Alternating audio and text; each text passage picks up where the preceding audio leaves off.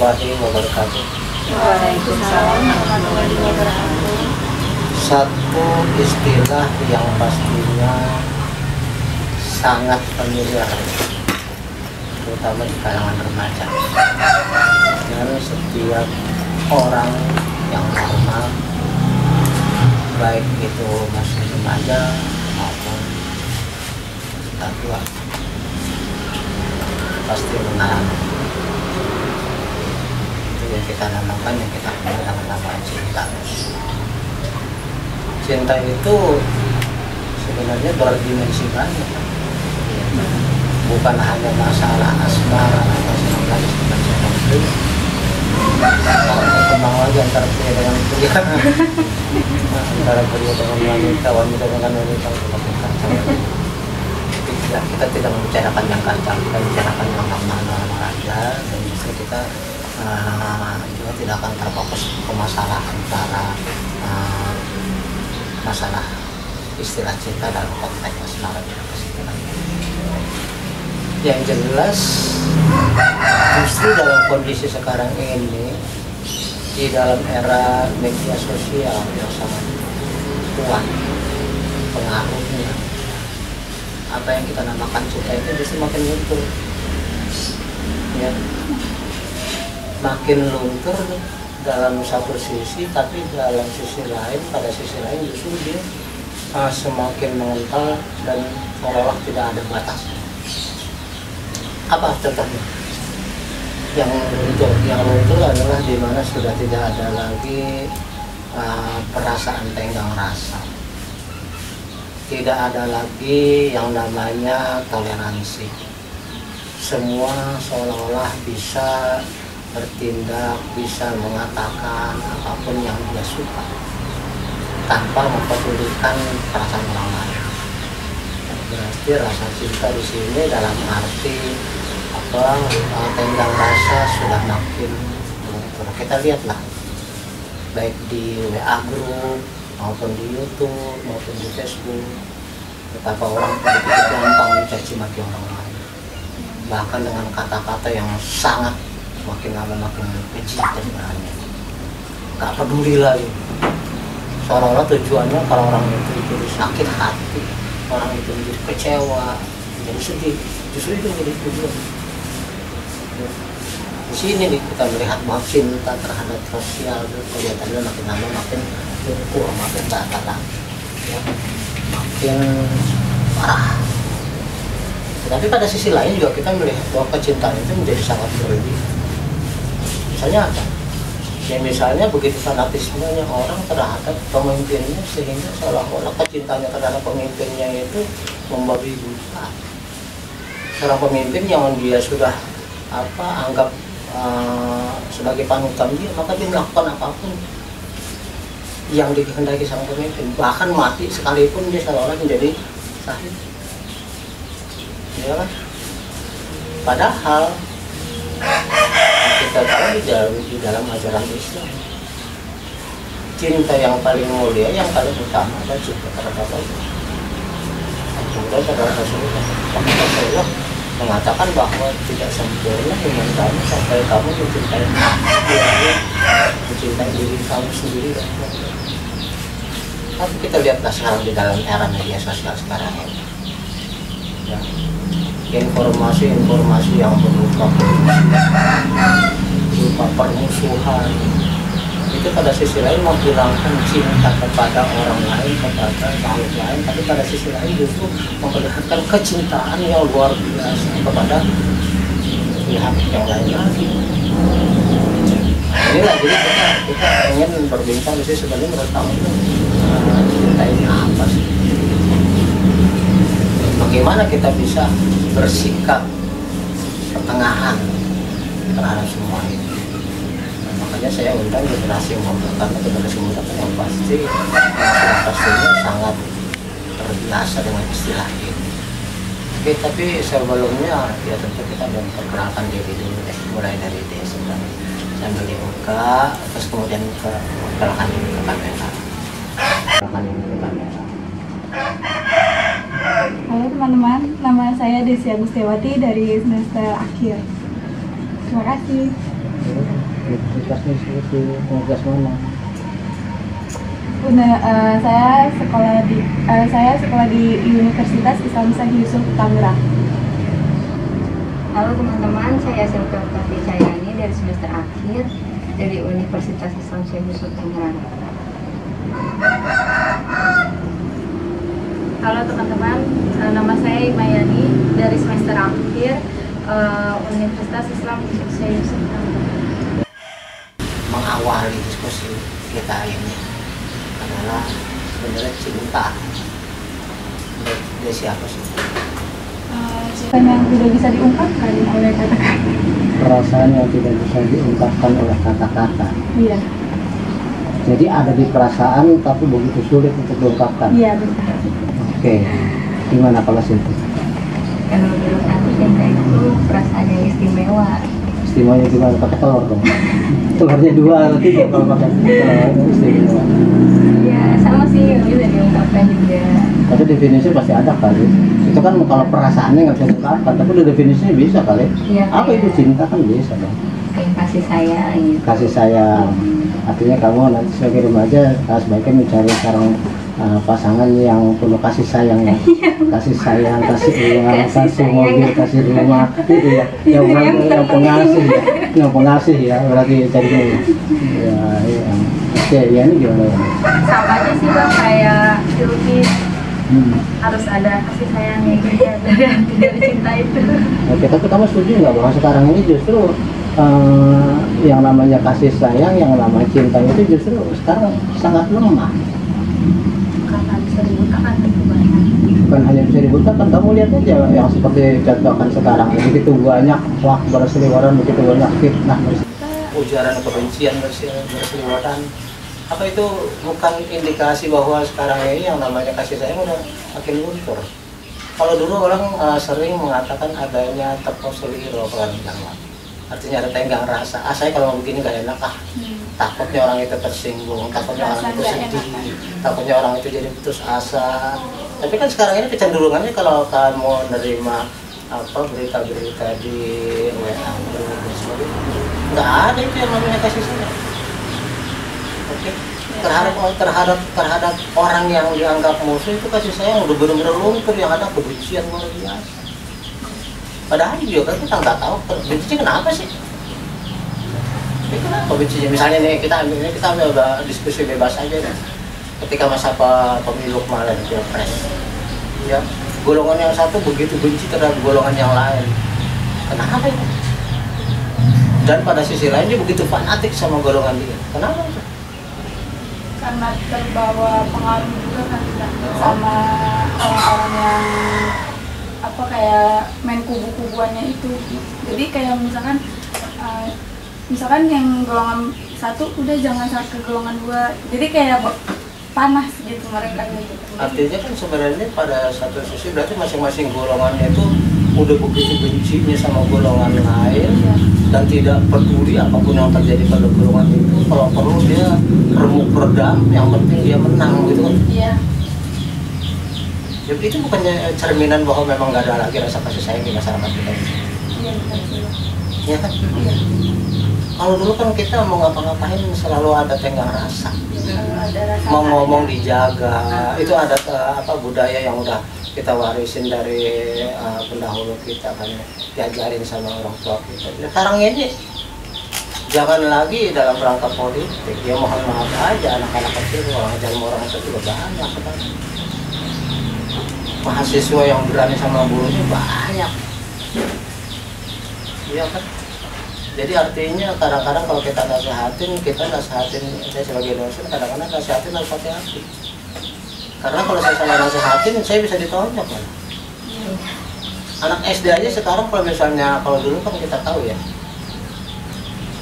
orang anak ngaji itu pakai rotan. Rotan dalam arti kalau salah baca ceter aja telapak tangan. Tapi sekarang digituin orang tuanya, ngamuk. Kan banyak kasus-kasus gitu ya. Banyak kasus anak SD yang kemudian cuman ini orang tuanya nggak terima, akhirnya di polisi kan. Jadi sebenarnya bagaimana masyarakat kita ini sedang apa sih? Sedang kenapa sih? Kok bisa berubah jauh begitu? Kenapa kira-kira mau tahu pengaruh dari mana itu kok bisa kayak gitu? Coba sih ini. Kok bisa berubah wataknya orang Indonesia jadi begitu sekarang? Pengaruh dari luar kali ya. Dari luar? Luar angkasa? Luar mana? Luar negeri. Luar negeri. Atau mungkin ya kembali lagi ke diri kita sendiri. Kalau melalui watak, kalau memang wataknya ya sekarang hampir rata kayak gitu. Justru ya saya ini ya apa namanya keluhan aja banyak dari orang tua yang seumuran saya di kantor maupun di mana-mana, kampus juga. Ya. Jadi banyak yang sesama dosen aja udah dari yang muda sama yang tua itu udah ada gap. Kenapa? Karena budayanya beda dan yang tua itu menganggap bahwa yang muda itu nggak mentolerir gitu kan, nggak menghargai lagi. Begitu juga di kantor banyak yang muda itu nggak dalam melakukan apa saja mereka itu udah nggak pandang-pandang lagi, nggak ada perasaan. Itu pengaruh apa ya? Nah, itu pengaruh dari media. Bisa jadi karena kan tontonan sekarang maksudnya apalagi anak kecil tontonan itu malah sekarang malah makin berkurang kan Mbak di televisi. Tontonan malah banyak, tumpunan yang nggak ada. Tontonan memang banyak, mulai dari macam-macam, mulai dari kartun, film, drama, banyak sekali dari luar negeri. Ya, tapi kan sebenarnya kembali kepada yang saya bilang tadi, seandainya pribadinya itu sendiri kuat, misalnya terpengaruh. Tapi kenapa terpengaruh? Berarti pribadinya nggak kuat. Kenapa pribadinya nggak kuat? Nah, ini pertanyaan berikut. Dari media itu kan sekarang kan banyak media sosial kayak WhatsApp, YouTube, terus kayak di Instagram, terus kayak di Facebook ada kan beritanya simpang siur Bang. Terus kita kalau misalnya ada berita yang hoax kita langsung nerima gitu aja kan. Nah, Oke, jadi pertanyaannya kenapa kita nerima begitu aja? Nah, karena kalau artinya kalau orang sekarang tuh seolah-olah nggak ada lagi filtrasi, Nggak disaring dulu. nggak disaring dan nggak mampu menyaring, Iya. dan nggak pengen menyaring, nggak mampu menyaring. Jadi apa namanya, apapun informasi main telan dan meneruskan begitu saja, bahkan bisa ikut emosional, bahkan bisa ikut melakukan perbuatan macam-macam. Maka pertanyaannya kenapa bisa kayak gitu? Andai kata memang dikatakan bahwa itu berarti apa dia punya kepribadian itu memang lemah, maka pertanyaannya ya kenapa lemah? Gimana? Kenapa anak sekarang banyak seolah-olah gampang terpengaruh? Berarti pribadinya lemah. Kenapa lemah? ya, karena yang tadi Pak, yang Abah bilang tuntunan dari orang tuanya yang kurang, didikannya juga. Ya, didikan orang tuanya. Apalagi kan maksudnya sekarang banyak anak yang dibiarkan begitu. Apa menanggapi dari misalnya dari HP-nya dia sendiri. Jadi dia menelaah sendiri tanpa dijelasin sama orang tuanya. Sedangkan orang tuanya tidak kayak kan tidak apa anaknya main HP tapi dibiarin aja. Seharusnya kan harus ada aturan gimana anaknya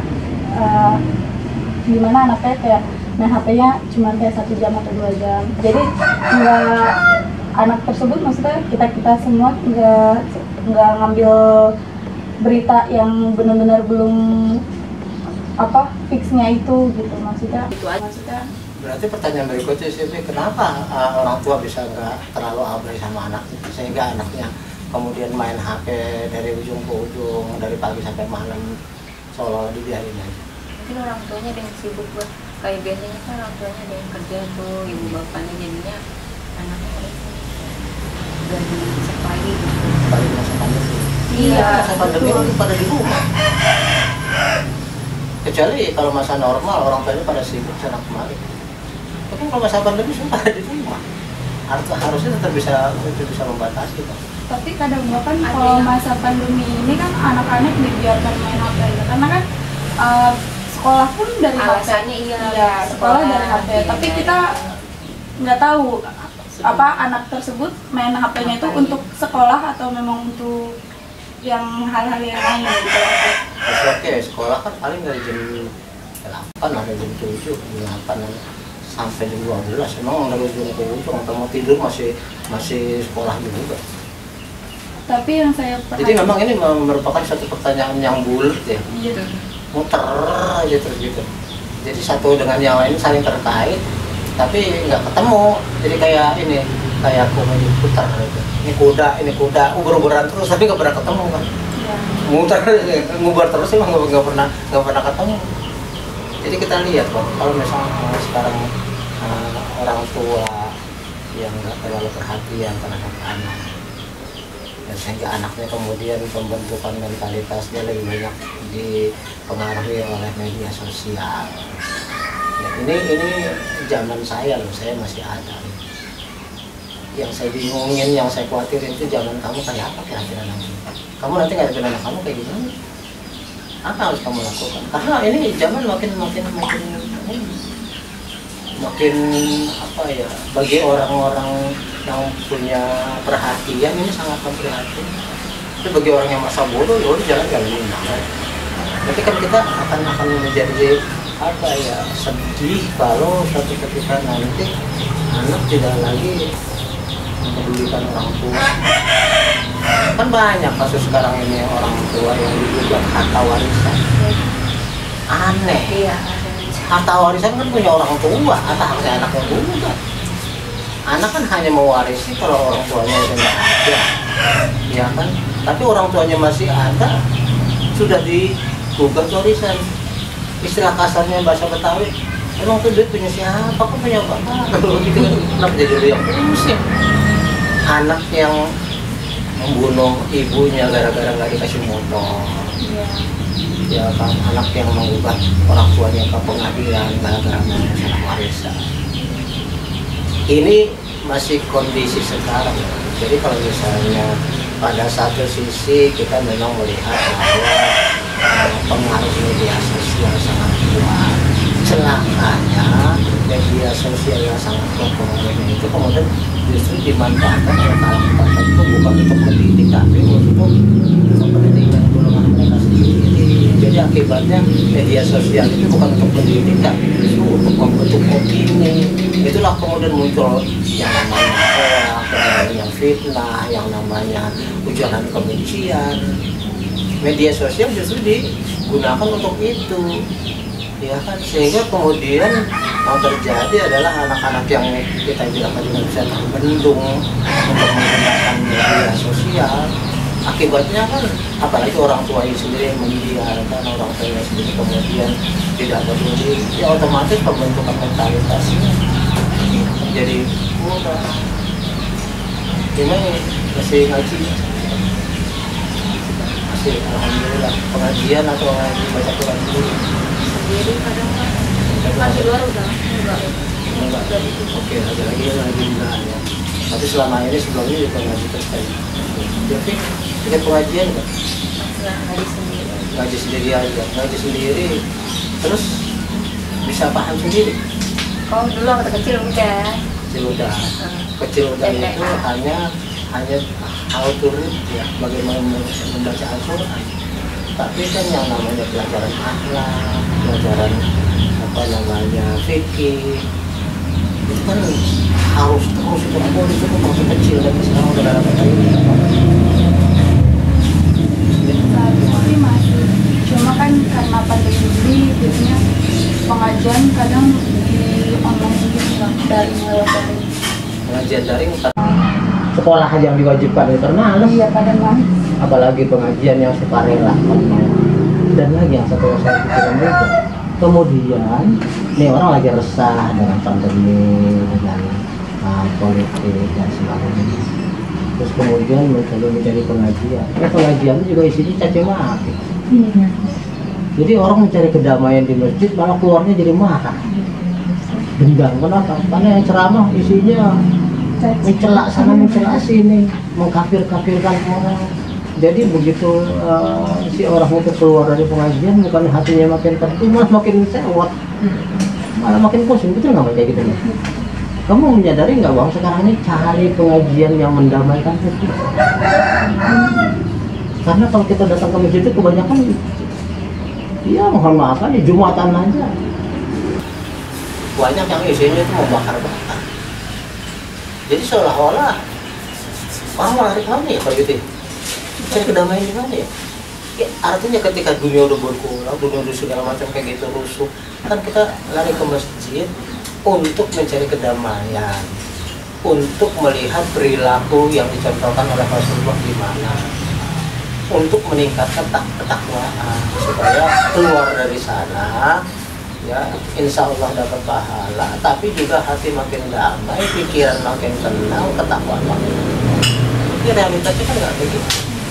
Sekarang ini begitu kita ke masjid malah dicekokin sama ustadznya untuk saling serang menyerang, ya saling membeberkan keburukan orang lain, walaupun berita ini cuma dapat dari WA, tapi si ustadz dengan leluasa aja ngomong begini.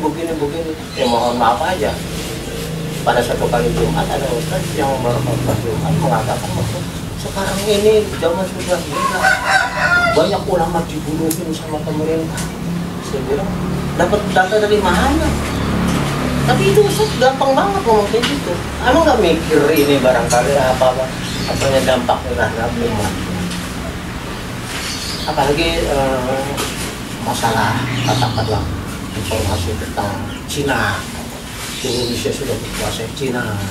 Katanya akan datang 100 juta orang Cina ke Indonesia dan pada akhirnya orang-orang pribumi akan dibunuhin melalui ini vaksinasi, melalui COVID. Ada tuh yang ngomong kayak gini. Jadi vaksinasi itu dianggapnya sebagai upaya untuk melakukan genosid, pembunuhan. Padahal realitasnya enggak kayak gitu kan. Tapi ada yang ngomong kayak gitu kan. Dan celakanya orang begitu gampang menerima, mengiyakan, mempercayai gitu. Jadi sekarang ini informasinya kembali lagi ke cinta ya. Artinya kalau cinta sudah melekat, kayak kucing rasa coklat. Artinya apa? Jadi orang kalau udah senang sama si ini, apapun dia omongin itu diterima aja. Mau kayak apapun dalam rasio kita yang nggak masuk akal, apalagi kemudian pakai baju agama. Masa kayak gitu sih? Apa Nabi Muhammad pernah ngajarin kayak gitu? Impossible kan? Tapi karena dia pemimpin, lalu kemudian kita itu tadi karena cinta sudah melekat, kucing rasa coklat. Terima aja. Sebaliknya, kalau cinta tidak melekat, coklat rasa teh kucing. Artinya betapapun sesuatu kebaikan, tapi kalau datang dari musuhnya yang udah terlanjur dibenci, tanyain juga kenapa sih benci, pada gak bisa jawab tuh. Kenapa? Pokoknya benci aja gua. Itu coklat rasa teh kucing. Jadi apapun kebaikan orang itu udah nggak bakalan berguna. Pokoknya teh kucing lah semuanya. Ini. Dan itu juga peranan para pemimpin. Kenapa kok bisa kayak gitu? Emang nggak sadar bahwa zaman begini aja udah kayak gini. Kalau kamu jadi orang tua, ya punya anak, terus anak kamu punya anak lagi kan, kita belum tahu kiamat kapan nih. Kecuali kita udah tahu bahwa kiamat besok itu, udahlah nggak usah mikirin besok orang mau kiamat kok. Nah, kan kita nggak tahu. Artinya kan kamu masih bergenerasi entah keberapa ya? Iya. Siapa yang bisa memastikan? Apakah generasi cucu kamu, buyut kamu dan sebagainya belum tahu kamu. Artinya masih bertumbuh terus. Cuma kondisinya kayak gimana? Ketika orang sudah dengan gampangnya ya membenci orang lain dan cinta jelas-jelas sudah nggak ada. Tapi pada sisi lain cinta kepada yang dia anut, yang dia panutin justru luar biasa, bahkan melebihi cintanya kepada Rasulullah. Allah mana pernah sih mengajarkan meminta kepada umatnya untuk berdakwah secara kasar, secara memaki-maki? Emang ada? Rasulullah pernah mengajarkan kayak gitu? Kan enggak. Tapi kita lihat tuh, banyak kayak gitu. Dengan ya mohon maaf ya yang saya kasih contoh aja. Ada seorang ulama yang begitu bangganya dia jalan di satu tempat pakai dia pakai kendaraan mobil. Kalau ada anjing dia tabrak. Dia ketawa, dia bilang saya menabrak anjing dan saya lihat anjing itu terkain-kain kesakitan.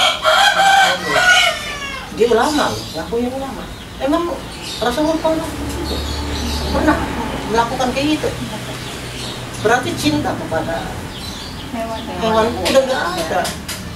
Perkara bapak anjing itu nggak boleh dimakan, ya iya kita turutin. Tapi anjing itu juga cipta rongkap, kenapa jadi mesti dibunuh dan disiksa? Kenapa?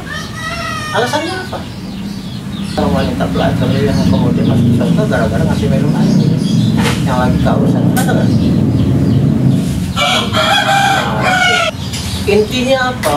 Seorang yang melakukan perbuatan maksiat seberat itu pun ketika dia merasa iba, kencing yang hampir mati kehausan, lalu kemudian belajar itu ngambil sepatunya, lalu kemudian dia hidup air, dia ngasih minum itu anjing. Ini masuk surga. Juga kalau cerita ada cerita tentang seorang yang sudah memiliki 99 orang, terus kemudian dia pengen insaf, lalu dia datang kepada seorang pemuka agama. Saya udah membunuh 99 orang, lalu kemudian bagaimana caranya supaya saya bisa tobat, gitu ya. Kata si pemuka agama, oh nggak bisa, kamu udah kebanyakan. Membunuh kok sampai 99 orang, satu aja kamu udah dosa besar, apalagi 99 orang. Mendengar itu si jahat ini kesel, dongkol, akhirnya dibunuh juga semua. 100 sudah jadi, genap 100. Artinya apa? Di sini kita melihat bahwa peran ulama ini ternyata tidak bijak. Dia melupakan bahwa Allah itu maha pengasih, maha pengampun. Nah 100 sudah sekarang, lalu kemudian orang itu tetap pengen insaf walaupun makin benar. Lalu kemudian dia tanya kepada orang lain, cobalah kamu, kalau yang namanya kamu mengisah, kamu tuh harus hijrah, jangan di situ terus, kamu akan tetap terpengaruh oleh lingkungan kamu, watak kamu nggak bisa berubah, ya kan? Dorongan-dorongan untuk melakukan kejahatan akan tetap ada, maka sebaiknya kamu hijrah, gitu kata si ulama. Lalu kemudian si penjahat itu karena dia memang pengen bisa, lalu kemudian dia berjalan, tengah jalan dia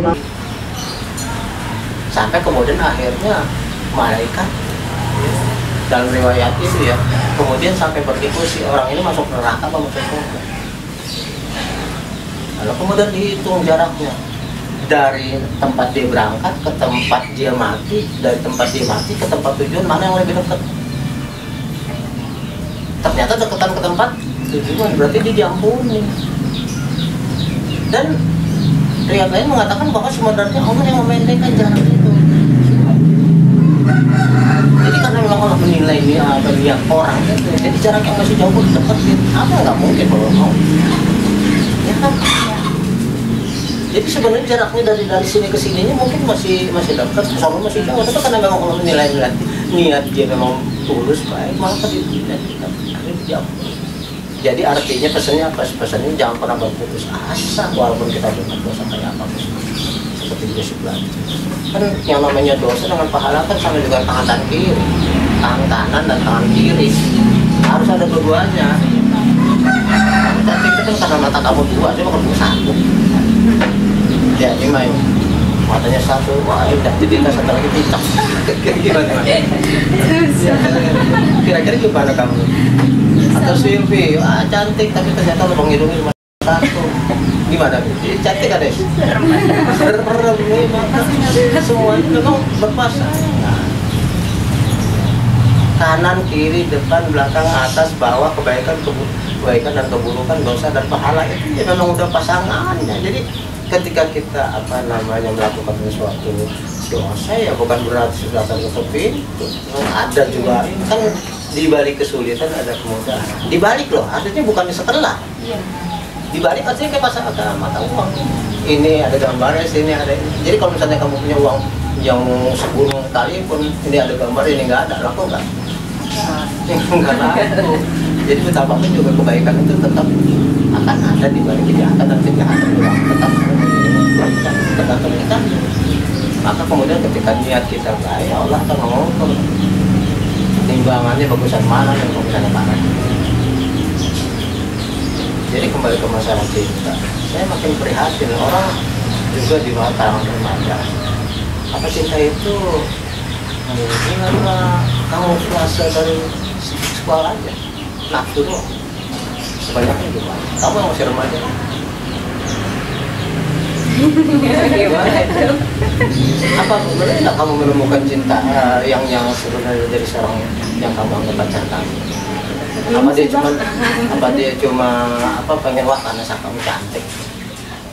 Kadang kalau yang saya lihat-lihat sih kebanyakan seorang, mohon maaf nih ya Bang, seorang cowok gitu melihat wanitanya dengan fisik. Dari gitu. fisiknya dulu ya. Dari fisiknya baru dari hatinya gitu. Kadang kalau fisiknya, misal wanita ini fisik yang enggak cantik, ya udah ditinggalin gitu. Jadi kan kasihan wanitanya yang benar-benar udah sayang, udah cinta sama pria ini. Ada tuh yang nulis di Facebook kayak gitu, jangan menilai orang dari luarnya saja. Iya. Lalu saya jawab, kamu boleh lihat dalamnya. Ya kamu boleh lihat. Iya sih. Iya. Terus dijawab lagi sama yang lain lagi. Bukan gitu maksudnya. Berarti kita kan hanya harus melihat hatinya, Iya. baktinya, kesetiaannya. Itu kan kalau udah jadi. Daripada kamu tahu dia setia, orang belum jadi. Kan sama-sama menilai. Apalagi orang yang namanya masa promosi. Masa promosi ya. Kalau orang nikah kan masa promosi. Iya. Pasti kan banyak macam-macam. Ya misalnya dandan, jerawatnya, kemudian ditebal-tebalin gimana caranya supaya nggak kelihatan jerawatnya kan gitu kan. Ya pakai lipstick mungkin satu tubuh sekali habis gitu kan. Sekali habis ya. Atau apa minyak wangi sekali semprot habis sebotol gitu. Lebay kan orang-orang. Tapi kemudian ketika nikah kan dia jadi berubah ya. Nah kamu melihat atau menilai ini dari mulai pasti penilaian beda-beda. Bagaimana kamu bisa menilai bahwa seseorang itu memang murni mencintai kamu dan bukan karena wajah ataupun tubuh kamu? Dari perilaku dia sama orang tuanya sih Bang. Oh, gimana contohnya? Kayak maksudnya dia sayang, apalagi kalau dia sayang sama ibunya. Dia sih Bang. Kalau dia kelihatan care gitu ya, perhatian, tapi ada orang yang lebih cinta ibunya ketimbang kamu. Kan emang harus gitu Bang. Pertama harus orang tuanya dulu. Sudah dinikah tapi semuanya diatur sama orang tuanya gimana? Ada kan juga rumah tangga kayak gitu ya. Iya, Dimana masih. suaminya itu lebih banyak kata ibunya yang diturutin, sementara istrinya cuekin, kan ada kayak gitu. Berarti kamu kalau gitu gimana tuh? Melihat pokoknya dia sebakti sama ibunya, ternyata bener dia bakti, tapi mau kamu enggak gimana? Ya kan sebelumnya juga kan ada komitmen juga Bang. Ada perjanjian bersegel gitu. Di atas materai. Katanya gitu, bahwa saya demi Allah saya bersumpah gitu kan jalan itu. Kriterianya berarti menurut Ima adalah dicerminkan oleh cinta si calon suami kepada ibu, bagaimana dia memperlakukan ibunya. Kalau Silvi apa tuh? Yang penting ganteng Enggak tuh Bang. ganteng serigala. Emang mau makan gantengnya doang. Kalau ganteng serigala. Ya emang mau makan Ininya Bang. Oh, Harus kenceng ya kalau Silvi. Ya sama sih Bapak. Iya. Ekonomi ya. Wah ini cewek matre. Gimana tuh? Ya, lihat ke ininya aja sih Pak. Sebenarnya kan sekarang kan udah kelihatan nih kayak dia, oh udah rajin nih, kayaknya masa depannya bagus. Kalau dari sekarang aja udah males-malesan gimana ke depannya gitu. Kamu mendingan ganteng-ganteng serigala atau ganteng-ganteng opat? Itu pertanyaan sulit ya. Ganteng tapi orang yang mau gimana? Serigala serem dong. Iya, jadi artinya ya. Berarti kamu lebih menilai kepada kemapanan, Enggak, cinta juga pada keluarganya juga dulu.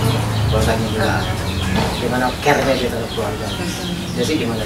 Sama sih Bang, kalau saya yang lihat, maksudnya kalau misalnya ada calon gitu, yang penting dia Calon anggota DPR. yang penting dia yang pertama itu harus sayang dulu, dilihat dari sayangnya dia kepada orang tuanya. Kalau dia sayang sama orang tuanya, insya Allah dia bakalan sayang juga sama orang tua cewek maupun ceweknya. Terus yang kedua dari imannya sih Bah. Gimana kelihatan? Dari dia rajin sholatnya, atau terus dia abis itu dia nggak males-malesan, maksudnya kerja keras juga gitu. Dari situ sih yang saya lihat. Ya silakan. Kan katanya kita kan sama ya di hadapan hukum. Tapi kenapa kalau orang yang korupsi sama yang kayak maling sendal atau apa itu kok hukumannya lebih lama yang kayak maling sendal? Itu Dari gimana? zaman dulu itu sudah ada yang namanya penguasa, ya pasti ada aja baik buruknya. Yang saya inginkan adalah bahwa kita tidak akan promo semua jelek, semua baik, enggak. yang namanya manusia ya begitu. Dulu zaman Romawi itu yang namanya maling, tangannya bukan maling, bukan tangan dipotong, malah digulotin, tau gak digulotin? Ditidurin terus kemudian lehernya dibanding gergaji yang dus gitu. Buntung kan parahnya. Berarti Itu langsung dipertontonkan dengan orang banyak. Ya. Pelaksanaan hukumnya dipertontonkan orang banyak. Tetapi kemudian orang banyak itu ketika acara selesai pada ribut kecopetan. Berarti kan manusia itu ya, biar di depannya ada yang dihukum tetap aja. Jadi kembali lagi hasil. Jadi kita memang harus bukan berarti pemerintah serba baik, enggak. Ada juga oknum, tapi jangan dilupakan bahwa di antara yang baik ada juga yang buruk, di antara yang buruk ada juga yang baik gitu loh. Jadi kita harus objektif. Jadi kalau pikiran kita memang lapang ya kita memang nggak gebiah-uyah. Kamu aja punya keluarga kamu misalnya, keluarga besar dari orang tua, papa, ibu, dan saudara-saudara kamu. Terus salah satu keluarga kamu itu kemudian ada yang melakukan kesalahan, mau nggak kamu digebiah? Itu keluarga brengsek, mau nggak? Nggak mau. Sama. Jadi kita harus objektif dalam arti ya, memang kita akui nggak semuanya yang dilakukan pemerintah itu benar. Ada juga yang masih keliru. Mau ganti siapapun juga sama aja namanya manusia. Besok nih pemerintah ganti lagi dengan siapa gitu, tetap aja dan progres. Jadi sekarang nih kalau saya bilang, wah ini lagi naik, yang ini caci maki, wah sampai akhirnya berhenti. Ini naik, ini gantian, apa ini diem aja? Caci maki juga. Iya. Makanya kembali kepada akhlak. Jadi kalau kita ini udah kehilangan cinta, udah kehilangan rasa kasih sayang, kehilangan toleransi, wassalam. Makanya saya mengatakan kalau semuanya orang yang sudah beragama kuat aja masih mau melakukan hal-hal yang seperti yang saya katakan atau menyebarkan ujaran kebencian dan sebagainya. Apalagi yang nggak punya background agama, tambah parah lagi. Dengan masalah ini yaitu kondisi masyarakat kita yang makin kehilangan cinta pada orang lain, tapi kemudian makin membabi buta mencintai pihaknya sendiri. Nah, kira-kira bagaimana? Jangan terlalu berlarut-larut dalam, maksudnya cintanya jangan terlalu didalemin ke sesama manusia atau karena bisa saling menyakitkan gitu kalau misalnya perihal cinta ya, Bah. Udah sih, Bah, itu aja paling. Main dulu deh.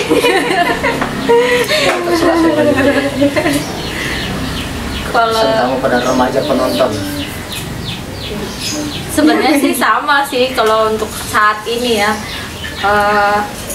jangan maksudnya berlebihan sama manusia, karena maksudnya kita sama manusia aja bisa saling menyakiti. Nah, lebih baik kita maksudnya lebih banget mencintai Allah Subhanahu wa Ta'ala.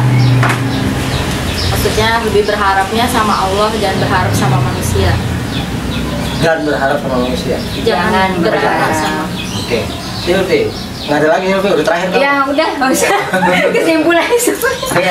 Gabung. Apa tadi cinta ya? Iya, cinta. Ya jadi jangan terlalu berlebihan lah sama cinta, jangan terlalu terbuai. Oke, itu kalau cinta. Terbuai oleh cinta. Asmara. Mengatasinya. Mudah-mudahan yang kita perbincangan kali ini bisa diambil hikmahnya. Yang jelas kita hanya ingin membicarakan suatu case yang sedang aktual dan kira-kira apa penyebabnya dan kemudian kira-kira bagaimana bisa kita mengatasi. Sekiranya demikian saja yang bisa kami sampaikan. Saya akhiri, wabillahi taufiq wal hidayah. Wassalamualaikum warahmatullahi wabarakatuh. Cinta bagai nada melodi menembus relung hati anu bari.